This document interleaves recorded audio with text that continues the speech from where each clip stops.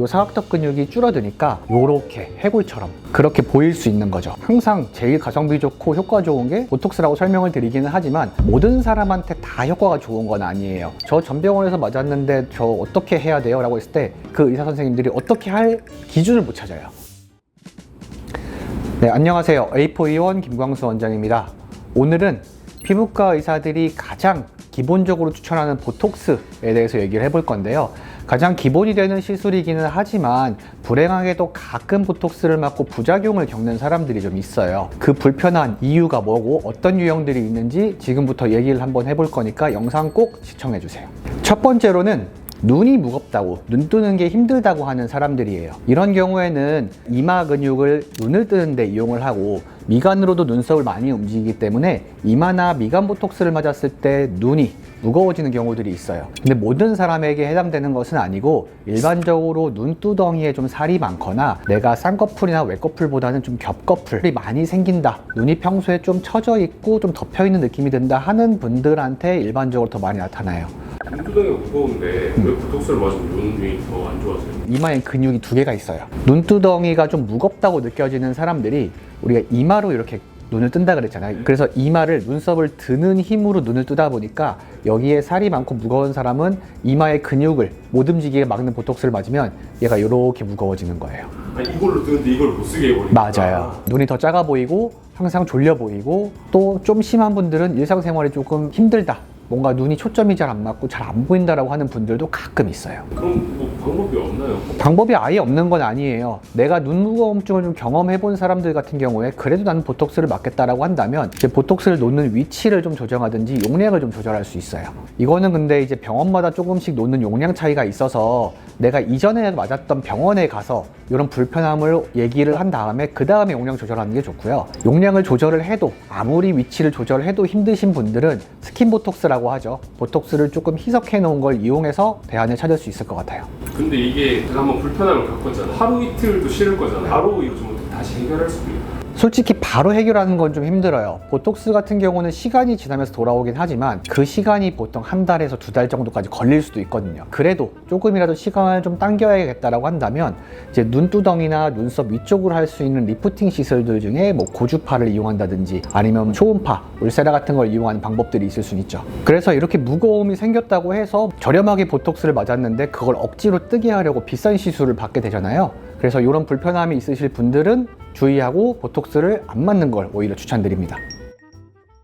저번에 이거 불편했어요. 네. 맞았던 병원을 다시 가서 말씀을 드리려고 했는데 여기는 애초에 이런 것도 얘기 안 해주고 별로다고 새 병원을 갔네요. 전자를 조금 더 추천드리긴 해요. 왜냐면 이제 새 병원을 가게 되면 물론 나한테 잘 맞을 수도 있어요, 확률적으로. 근데 이 병원과 전 병원에서 사용하는 보톡스의 어떤 용량이나 놓는, 시술하는 방식이 조금씩 다를 수 있기 때문에 완벽하게 비교가 되거나 저 전 병원에서 맞았는데 저 어떻게 해야 돼요? 라고 했을 때 그 의사 선생님들이 어떻게 할 기준을 못 찾아요. 그러니까 제가 만약에 놨는데 그분이 불편하다고 하시면 저는 그 이후에는 좀 조절을 할 수가 있죠. 다음 두 번째 같은 경우는 사각턱 보톡스를 맞았을 때 내가 옆볼이 더 패여 보이고 꺼져 보이고 더 해골형이 됐다고 하시는 분들이 있습니다. 이런 경우에는 내가 원래 가지고 있던 옆볼 패임이 더 심해지는 느낌인 거거든요. 왜냐하면 우리가 이제 턱 보톡스를 맞는 이유는 크게 두 가지인데, 하나는 좀 갸름해 보이려고 V라인을 만들고 싶어서고, 두 번째는 이제 이갈이 같은 게 심한 분들이 기능적 이유 때문인데 저작근이라고 하는 씹는 근육을 억지로 작게 만들다 보니까 원래 가지고 있던 패임이 더 꺼져 보이는 거예요. 그러니까 조금 극단적으로 설명을 하면 처음엔 내가 가지고 있던 옆볼 패임이 이렇게 있었다고 한다면 그게 요 사각턱 근육이 줄어드니까 요렇게 해골처럼 그렇게 보일 수 있는 거죠. 그래서 요것도 이제 좀 많이 경험이 많으신 분들은 얼굴을 보고 조금씩 조절이 가능하긴 하지만 일반적으로 부작용이라고 보기는 좀 어려워요. 그래서 얼굴 형태를 보고 이분한테 사각턱 보톡스를 놨을 때 옆볼 패임이 더 심해질 것 같다라고 하면 저는 오히려 보톡스를 맞고 싶으면 맞고 그 이후에 어쩔 수 없이 그 꺼져 있는 부분에 약간의 볼륨을 채울 수 있는 시술들을 추가로 추천드리긴 합니다. 뭐 가장 간단하게는 필러고요. 필러가 싫으신 분들은 뭐 주베룩이나 올리리아 같은 이제 콜라겐 스티뮬레이터라고 하는 콜라겐을 이용해 채우는 방법이 있어요. 솔직히 설명을 들어도 나이가 그렇게 될 상인가 확신을 못할 것 같아요. 원장님들은 보면 이걸 딱 알 수 있는. 그래도 이제 경험을 많이 해보신 분들은 어느 정도 예측은 돼요.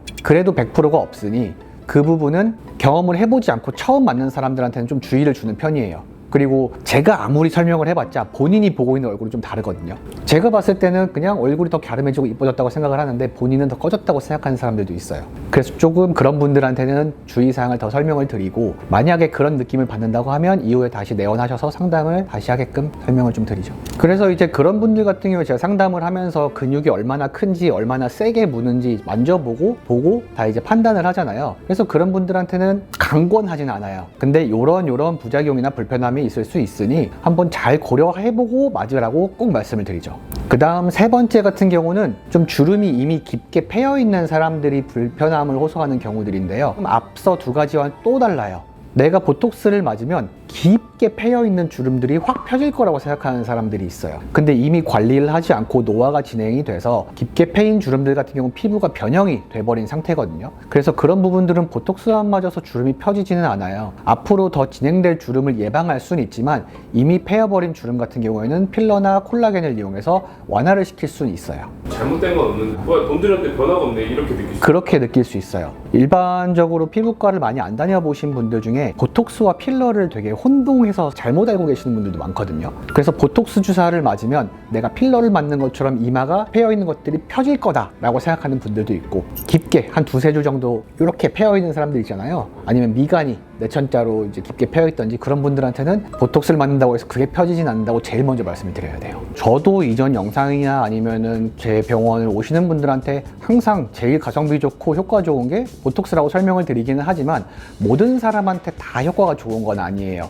꼭 보톡스뿐만이 아니고 다른 시술들도 남들이 좋다고 해서 따라하기만 하면 부작용이나 효과를 보지 못할 수도 있기 때문에 꼭 내가 이 시술을 받았을 때 효과가 있을지에 대해서 정확하게 전문가와 상담을 하시고 그러고 나서 시술 받는 걸 추천드립니다. 감사합니다.